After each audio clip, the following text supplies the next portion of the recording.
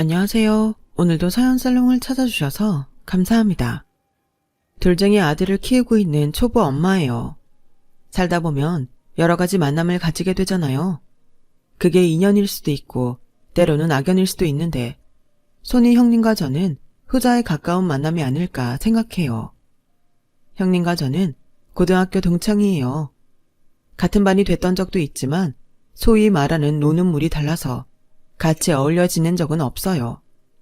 그래도 형님에 대한 건 잘 알고 있어요. 학창시절부터 워낙 잘 나가던 친구였으니까요. 집도 잘 살고 얼굴도 예쁜 데다 공부까지 잘해서 여학생들한테는 워너비였으니까요.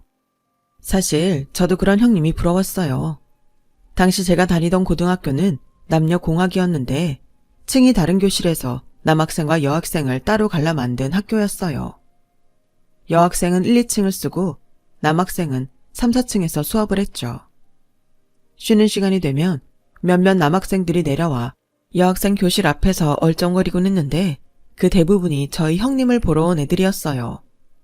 어떻게든 말 한마디 붙여보려고 저희 반 교실 창에 얼굴을 들이대고 있었죠. 그 모습에 저희 반 친구들은 다들 들떠 있었지만 형님은 눈썹 하나 까딱하지 않았어요. 마치 저런 것들은 내 상대가 아니야. 이런 느낌으로요. 그렇게 도도하고 자신감이 넘치던 형님은 한 학년 선배랑 사귀게 되었어요. 학생회장을 맡고 있던 그 선배는 형님 못지않게 외모도 성적도 좋은 학생이었죠. 집안도 꽤 좋다고 들었어요. 부모님이 대기업 간부라고 했던 것 같네요. 교정을 걷다 보면 종종 선배와 형님이 어울리는 모습을 볼 수 있었어요. 학생 신분이라서 진한 스킨십은 없었지만 손을 잡거나 머리카락을 쓸어주는 모습만으로도 학생들의 마음을 두근거리게 만들었죠. 저도 그중 하나였고요. 실은 선배가 제 짝사랑 대상이었거든요. 선망의 대상이던 형님과 짝사랑 대상인 선배의 달달한 연애를 지켜보면서 울기도 많이 울었어요. 그렇다고 형님한테서 선배를 뺏을 자신은 없었어요. 저는 인물도 성적도 심지어 집안 형편도 형님한테 비할 바가 아니었으니까요. 그래서 일찌감치 포기하고 있었는데 생각지도 못한 사건이 벌어진 거예요. 그날은 음악실에서 수업이 있었는데 반장인 형님이 악기 정리를 도와달라고 해서 둘이 음악실에 남아 있었어요. 정리가 얼추 끝나서 교실로 돌아가려는데 형님이 제 팔을 잡더라고요. 그리곤 정말 사악한 미소를 지으며 말했어요. 너 지훈 선배한테 편지까지 보냈더라? 얌전한 고양이가 부뚜막에 먼저 오른다더니 딱 널 두고 하는 말이네. 그깟 편지로 선배를 뺏을 수 있을 줄 알았니? 이거 아주 웃기는 애네. 상희야, 그런 거 아니야. 편지 보낸 건 너랑 선배가 사귀기 전이야. 그 후로는 그런 적 없어. 정말이야. 언제 보냈냐가 중요한 게 아니지. 네가 주제 파악도 못하고 내 남자한테 껄떡거렸다는 것 자체가 짜증나는 거니까. 거지 같은 게 감히 누굴 넘봐? 네 꼬라지를 봐. 선배랑 가당키나 하니? 저도 알고 있는 사실이지만 남의 입을 통해 듣고 보니 너무 창피하고 수치스러웠어요. 문제는 이게 끝이 아니라는 거였죠. 형님이 아이들한테 어떻게 소문을 냈는지 하루아침에 저는 우리 학교 유명 커플을 깨려는 파렴치한 년으로 둔갑해버렸으니까요. 미친년? 어떻게 친구 남친을 뺏겠다고 수작을 부리냐? 완전 미친년 아니야? 지주제에 지훈 선배를 넘본 자체가 웃기는 일이지. 병신이 주제 파악도 못해요. 제가 복도를 지날 때마다 등 뒤에서 온갖 욕설이 날아왔어요. 말 그대로 하루하루가 지옥 같았죠. 그나마 저랑 친했던 친구들도 점점 저랑 거리를 두기 시작했고 아무도 저랑 상대해주지 않아서 제가 할 수 있는 건 공부뿐이었어요. 어떻게 보면 입시를 앞둔 학생한테는 잘된 일이었는지도 모르겠네요. 덕분에 성적이 많이 올라서 원하던 대학에 들어갈 수 있었으니까요. 대학에 들어가고 나서야 저는 지옥 같은 학교 생활에서 벗어날 수 있었어요. 다행히 저랑 같은 과에 고등학교 동창이 하나도 없었거든요. 하지만 마음고생에서 벗어나니 이번엔 생활고 때문에 몸이 힘들어졌어요. 저희 아빠가 회사에서 공고사직을 당하시는 바람에 형편이 많이 어려워졌거든요. 엄마 혼자벌이로 세 식구가 살아야 하는데 거기다 제 대학 등록금까지 내야 하니 그럴 수밖에요. 그래서 입학하고 얼마 뒤부터 강의가 끝나기가 무섭게 아르바이트를 하러 다녔어요. 평일 알바와 주말 알바를 모두 하면 제 용돈을 감당하고 등록금 일부는 감당할 수 있었거든요. 평일 저녁에는 고깃집에서 일했고 주말엔 파스타집에서 서밋을 했어요. 파스타집은 젊은 사람들이 주로 오는 맛집이었는데 그래서 서빙을 하는 직원과 아르바이트생 모두 젊은 친구들이었어요. 대학생들도 있고 휴학 중인 학생들도 있었죠. 그때 그곳에서 지금의 남편을 만났어요. 당시 남편은 주방 보조로 있었는데 일을 시작한 지 1년 정도 된 상황이었죠. 나중에 알았는데 오너 셰프가 아주버님 친구였더라고요. 집안에 문제아였던 남편을 두고만 볼 수 없었던 아주버님은 남편이 군제대를 하자마자 친구 밑에 주방 보조로 넣어주었대요. 일주일도 못 버티고 도망칠 줄 알았던 남편은 그곳에서 1년 가까이 성실하게 일을 해나갔고 셰프가 되겠다는 꿈을 키우게 된 거예요. 그런 남편을 위해 셰프는 퇴근 후 주방 사용을 허락해 주었고 밤늦도록 남편은 요리 연습을 할 수 있었어요. 덕분에 저는 남편과 비밀 연애를 하는 동안 갖가지 음식들을 먹어볼 수 있었어요. 학교 생활과 아르바이트로 눈코 뜰 새 없이 바빴는데 그런 와중에도 연애를 했다니 지금 생각해도 신기하기만 해요. 연애를 한 지 반년쯤 됐을 무렵 남편은 유학을 떠났어요. 정식으로 요리 공부를 하고 싶어 했거든요. 솔직히 그때 우리 연애는 끝났구나 생각했어요. 죽고 못 사는 사이도 아니고 고작 반년 정도 연애를 했을 뿐인데 눈에서 멀어지면 마음에서도 멀어지는 게 당연한 거 아니겠어요? 하지만 제 예상은 빗나갔어요. 남편이 유학 중에도 스카이프로 매일 밤 전화를 걸어오는 통에 장거리 연애를 이어갈 수 있었거든요. 고등학교 시절부터 혼자 지내는 건 익숙했던 터라 얼굴 못 보는 것쯤은 참을 수 있었어요. 오히려 속 얘기를 나눌 수 있는 사람이 생긴 것 같아서 마음이 든든해지더군요. 정작 직접 만나서 연애를 할 때보다 멀리서 전화로 하는 연애로 감정이 더 가까워진 것 같았어요. 그렇게 시간은 흘러 저는 졸업을 하게 되었고 드디어 남편이 한국으로 돌아왔어요. 졸업식장에 꽃다발을 들고 멋지게 나타난 모습을 보곤 저희 부모님도 마음에 들어 하셨죠.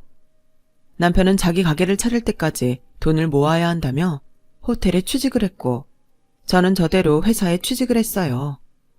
입사 초기엔 서로 바빠서 연애할 시간이 없었고 어느 정도 직장에 적응이 돼서야 남들처럼 평범한 연애를 할 수 있게 되었어요. 그러는 사이 대학 동기들과 직장 동료들의 결혼 소식이 자주 전해져서 저도 모르게 결혼에 대한 불안감이 싹 트기 시작했어요. 6년 가까이 연애를 했지만 남편은 아직 결혼 얘기를 꺼내지 않았거든요. 나이는 자꾸 들어가고 주위에선 다들 결혼을 하는데 이러다가 헤어지게 되면 어쩌나 걱정이 됐어요. 그렇다고 남편한테 결혼을 닥달하기는 창피했고요. 그래서 주말에 만나 데이트를 하는 내내 저기압이었는데 헤어질 무렵 남편이 그러더라고요. 딱 2년만 기다려줘. 그때쯤이면 내 가게 차릴 돈이 얼추 마련되거든. 가게 차리면 뭐, 가게 차리는 게 나랑 무슨 상관이라고. 홍기찬 여자한테 인연이 얼마나 긴 시간인 줄 알기나 해? 자긴 내 걱정도 안 되지? 왜 걱정을 해야 되는데? 어차피 나랑 결혼할 건데 뭐가 그렇게 초조한 거야? 설마 내가 너랑 결혼 안 할까봐 겁나서 이러는 거야? 넌 정말 널 어떻게 보고 네 눈엔 내가 결혼도 안 할 여자랑 7년이나 사귀고 나몰라 알 쓰레기 같은 놈으로 보였어? 내가 어릴 때 놀고 다니면서 사고도 치고 했지만 그래도 내 여자한테 함부로 하는 놈은 아니야. 그러니까 마음 푹 놓고 2년만 기다려줘. 너희 부모님 앞에 당당한 모습으로 인사드리게 해달라고. 제 걱정과 달리 남편은 일찌감치 우리 두 사람의 미래에 대해 계획을 세워두고 있었더라고요. 그럴 거 진작 말 좀 해줬으면 속 태우지 않았을 텐데 말이에요. 남편은 약속대로 2년 뒤 가게를 오픈했어요. 규모는 작았지만 SNS로 홍보도 열심히 했고 손님들의 입소문도 한몫해서 오픈 초부터 늘 테이블이 꽉 차곤 했어요. 가게가 자리를 잡자 남편은 저희 집에 인사를 왔어요. 자기가 살아온 얘기부터 앞으로 결혼 이후의 계획까지 마치 임원들 앞에서 PT를 하는 것처럼 일목요연하게 설명을 했죠. 그런 설명을 듣고 결혼을 반대할 부모는 없을 거예요. 그건 저희 부모님도 마찬가지였고요. 우리 윤정이 좀 잘 부탁해요. 애가 워낙 내성적인데다 자기 속 얘기를 좀처럼 안 해서 엄마인 나도 얘 속을 잘 모르겠다니까. 그래도 이렇게 듬직한 남자를 만나서 한시름 놓을 수 있을 것 같아요. 엄마는 제 남편 손을 꼭 잡고는 한참 동안 놓지 않으셨어요. 학창시절 제가 학교에서 따돌림 당하는 걸 세세하게는 모르셨겠지만 그래도 어느 정도 눈치를 채셨던 모양이었어요. 외롭게 자란 딸을 부탁한다며 몇 번이나 부탁을 하시더라고요. 저를 통해 제 학창시절 얘기를 들어 알고 있던 남편은 제가 평생 외롭지 않게 해주겠다고 호언장담을 했죠. 그렇게 저희 집에서 결혼 승낙을 받은 우리는 2주 뒤에 시댁에 인사를 드리러 갔어요. 원래는 저희 집에 인사드린 뒤 바로 다음 주에 시댁에 가려고 했는데 아주버님 출장 때문에 한 주 연기를 했거든요. 남편과 달리 아주버님은 학창시절부터 모범생이었다고 하더라고요. 명문대를 나와 대기업에 입사해서도 동기들보다 승진도 빨랐고요. 남편이 유학생활을 하던 중에 중매로 결혼을 했는데 저랑 동갑이라고 했어요. 동갑내기 손이 동서가 있다는 말에 조금 부담이 되긴 했지만 연하 아닌 게 어디냐고 내심 위안을 삼았죠. 그런데 시댁에 들어가 보니 꿈에도 보고 싶지 않았던 인간이 떡하니 제 앞에 서 있는 거예요.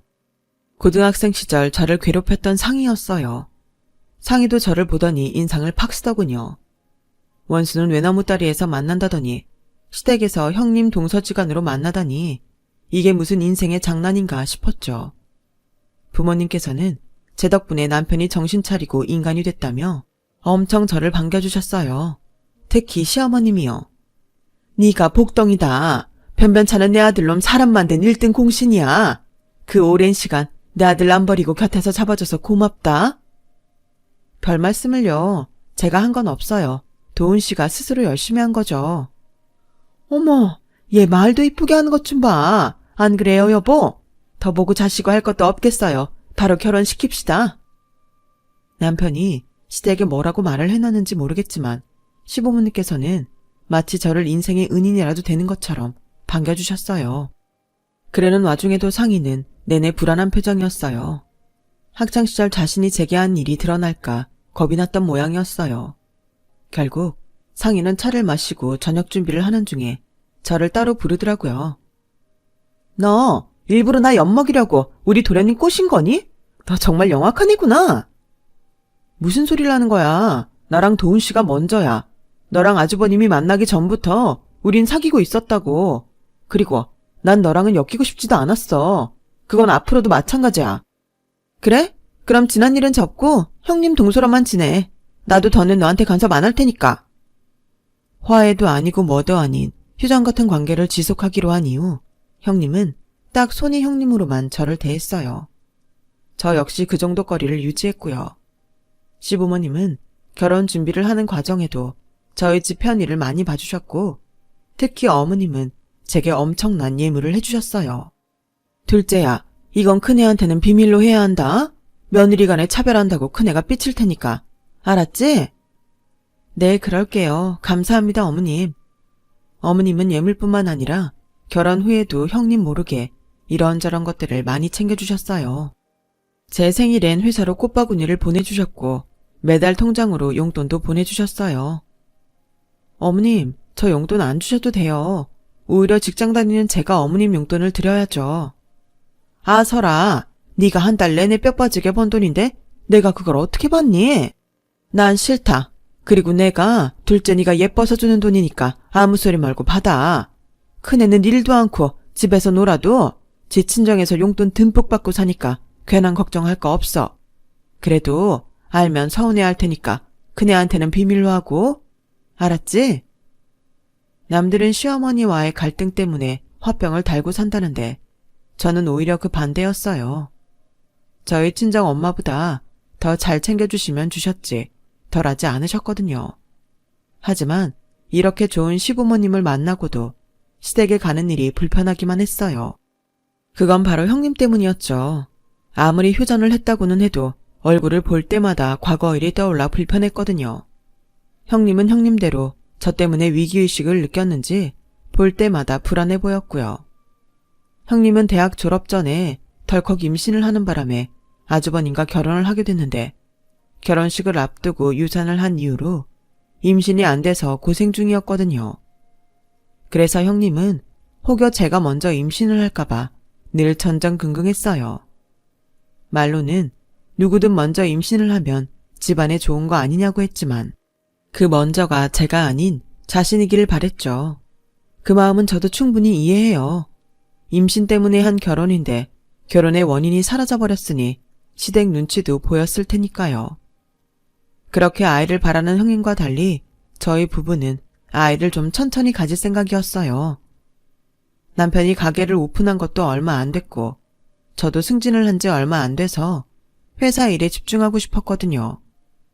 그런데 세상 일은 마음대로 안 된다고 피임을 계속하다가 며칠 방심했을 뿐인데 하필 그때 덜컥 아이가 생겨버린 거예요. 남편과 저는 이렇게 된 거 어쩔 수 없다는 반응이었는데 시부모님은 생각 이상으로 기뻐하셨어요. 당장이라도 손주가 쓸 침대며 장난감을 사러 달려나가실 기세였죠. 세상에, 네가 복덩이라고 하지 않든 잘됐다 잘됐어. 그래, 우리 손주는 언제 볼 수 있는 거니? 아직 6주밖에 안 됐어요. 출산은 내년 봄쯤 돼야 할 것 같아요. 봄? 딱 좋네. 춥지도 덥지도 않고. 큰애가 결혼식도 하기 전에 그렇게 돼서 지금껏 큰애 눈치 보느라 손주 얘기는 꺼내지도 못했는데 이제야 가슴에 맺힌 게 확 풀리는 것 같구나. 고맙다 둘째야. 안 그래도 유독 저한테 정을 주시던 어머님은 제 임신 소식에 전보다 더 저를 많이 챙겨주셨어요. 그럴 때마다 저는 형님 눈치를 봐야 했고요. 그러던 어느 날이었죠. 아버님 생신을 며칠 앞두고 형님이 저희 집으로 찾아왔더라고요. 동서가 시집 오고 처음 맞는 아버님 생신이니까 이번 생신상은 동서가 준비하는 게 어때? 아버님 어머님 사랑 독차지하면서 그 정도는 할 수 있는 거 아니야? 솔직히 못할 것도 없는 일이었지만 명령조로 말하는 형님 말투에 기분은 좋지 않았어요.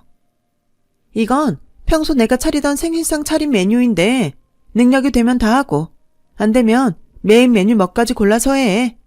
아, 그리고 애 가진 유세 떨면서 못하겠다는 말 할 거라면 어머님한테 하지 말고 나한테 직접 해.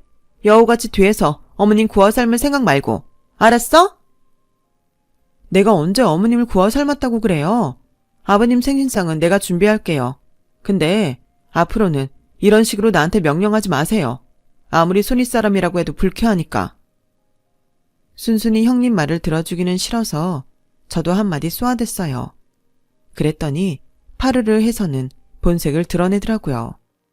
야, 네가 애 먼저 가졌다고 날 이긴 걸로 착각하는 모양인데 웃기지 마. 쥐뿔도 없는 집구석에서 태어난 네가 시댁에 내세울 수 있는 건 몸뚱이밖에 더 있겠니? 그러니 애나 쑥쑥 낳아서 시부모님께 충성해야지. 별 수 있냐고. 별것도 아닌 게 까불고 있어. 네가 아무리 그래봤자 내가 어머님 손에 명품 백 하나 안겨드리면 그걸로 게임 끝이야. 뭘 알아야지. 그래, 애 가진 김에 유세 실컷 떨어봐. 그것도 얼마 안 갈 테니까. 혹시 아니? 네가 유산이라도 할지. 너라고 온전히 애 낳는다는 보장 없잖아. 안 그래? 형님의 그 말에 온몸에 소름이 돋았어요. 마치 내 애가 어떻게 되도록 만들겠다는 선전포고 같았거든요. 따질 새도 없이 형님은 가버렸고 저는 심장이 두근거려서 좀처럼 진정이 되지 않았어요. 그러면서도 한편으로는 형님이 바라는 대로 순순히 당해주지 않겠다는 오기가 생겼죠. 그래서 아버님 생신날 회사에 월차를 내고 전날 밤부터 음식을 준비했어요. 퇴근길에 마트에 들러 채소랑 고기, 생선을 손질해 두었고 갈비는 양념에 재서 김치 냉장고에 넣어두었죠. 당일에 조리만 하면 되도록 모든 걸 끝내놓느라 서둘렀더니 온몸이 결려서 남편이 오는 줄도 모르고 쓰러져 잠이 들어버렸어요. 아침에 일어나 남편을 출근시키고 서둘러 집 청소부터 했어요. 결혼하고 처음 하는 가족 초대라서 특히 신경이 쓰이더라고요. 날 무시하는 형님한테는 더더욱 책 잡히기 싫어서 비싼 생화도 사다가 꽃병에 꽂아두었죠. 집 청소를 마치고는 본격적으로 음식 준비를 했어요. 블로그에서 찾은 레시피를 보며 하느라 시간이 꽤 걸렸지만 잡채도 제대로 됐고 갈비찜, 해파리 냉채랑 소고기 편채, 아버님이 좋아하시는 굴전까지 꽤 그럴싸하게 만들어졌어요. 그런데 저녁 시간이 다 되도록 연락들이 없는 거예요. 남편은 저녁 미팅이 있어서 부득이하게 참석 못한다고 했고 아주버님 퇴근에 맞춰 형님이 시부모님을 모시고 6시 반까지 오겠다고 했는데 말이죠.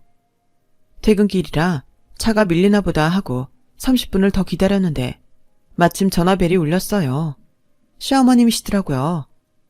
둘째야, 어디니? 네? 집인데요. 아니 얘가? 너 아직도 집이면 어떡해? 다들 너 하나 기다리느라 밥도 못 먹고 있는데 아무리 임신을 해서 몸이 불편하다고는 해도 그렇지. 네 시아버지 생신날 이러면 안 되는 거 아니니? 너 힘들다고 큰애가 뷔페도 예약도 다 하고 꽃바구니며 케이크까지 다 준비했는데 예쁘다 했더니 너 안 되겠구나. 어머님, 그게 아니고요. 전 집에서 아버님 생신상까지. 어머님은 제 이야기를 끝까지 들으시지도 않고 전화를 끊어버리셨어요. 순간 머릿속이 텅 비는 것 같았어요. 말 안 해도 누가 꾸민 짓인지 알 것 같았거든요. 고등학생 때도 상인은 절 이런 식으로 괴롭혔으니까요. 그날 밤 저는 부랴부랴 시댁으로 달려갔어요. 시부모님이 피곤하시다며 다음에 얘기하자고 하시자 형님이 나서서 저를 집 밖으로 끌고 나갔어요. 동서, 작작 좀 해. 어머님 아버님 피곤하시다는 말 못 들었어? 그러게 애 가진 유세 좀 그만 달라고 내가 그랬지? 꼴 좋다. 야, 전상이, 너 정말 이럴 거야? 나한테 아버님 생신상 차리라고 해놓고 뷔페에 모시고 간 거 네가 꾸민 짓이지? 말해 이 기집애야. 그때였어요. 대문을 나서던 아주버님이 제게 소리를 치시더군요.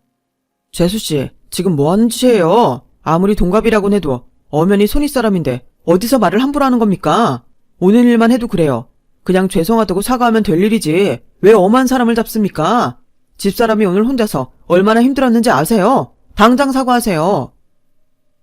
전후 사정을 모르는 아주버님은 오히려 제게 소리를 쳤어요. 형님은 의기양양한 표정으로 저를 보며 피식거리더군요. 그 모습에 억울해서 눈물부터 났어요. 이 자리에 내 남편이라도 있었다면 이렇게 서럽지는 않았을 텐데 하는 생각을 하니 더 서럽더라고요. 그래서 그 길로 돌아서서 집으로 도망쳐왔어요.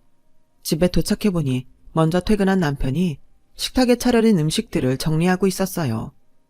여보, 이 음식들은 다 뭐야? 형수님이 아버지 생신은 뷔페에서 한다고 했는데 왜 당신이 음식을 장만했어?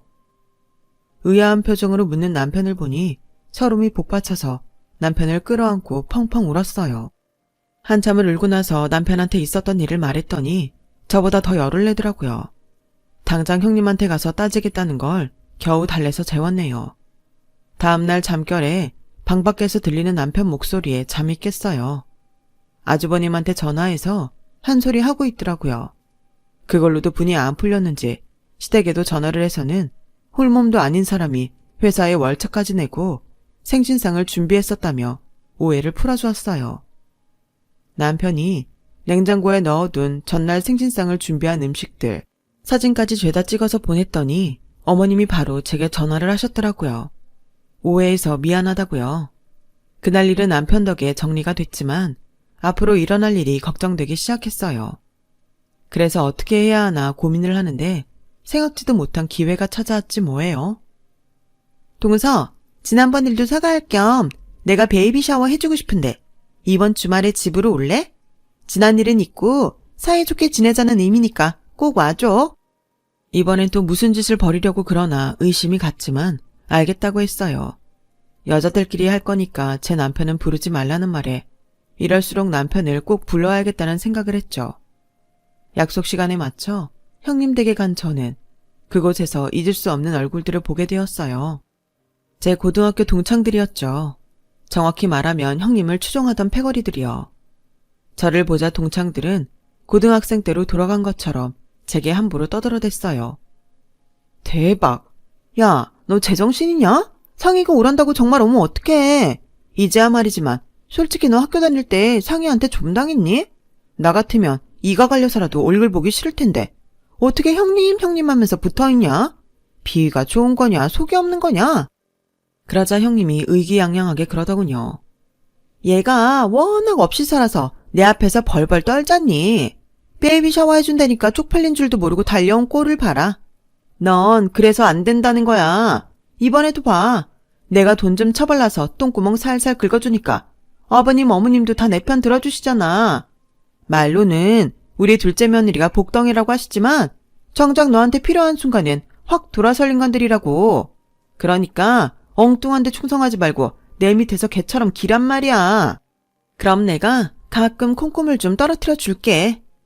아주 신이 나서 깔깔대는 형님을 보니 잠시 뒤에 일어날 일이 더 기대가 됐어요. 전상희, 너 이러고 사는 거 아주버님도 아시니? 네가 이렇게 인간 말종이라는 걸 알고도 우리 시부모님이 널 맏며느리로 인정해 주실까? 난 그게 참 궁금하다. 그래, 니네 집 돈 많지. 그걸로 더러운 네 인성도 잘 가리고 살았고. 근데 상희야, 인생이 언제까지 돈으로 해결될지는 않아. 특히 너처럼 친정 돈만 믿고 능력도 없이 빤빤히 놀고 먹는 인생한테는 절대로 호락호락하지 않은 게 인생이라고.